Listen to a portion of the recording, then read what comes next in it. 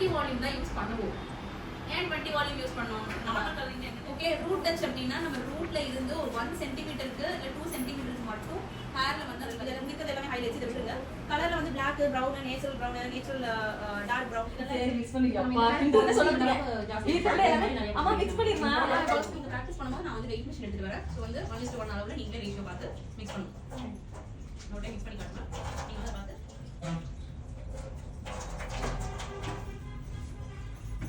Light brown இது என்னமோ red சொன்னீங்களா? என்ன ரெட்? என்னமோ எது? Red face. Red face.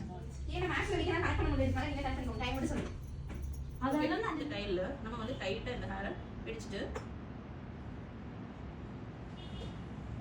இந்த பிரத்தை வந்து கம்மி பண்ணிடலாம். இதோட இது மட்டும் தான் எடுக்கணும்.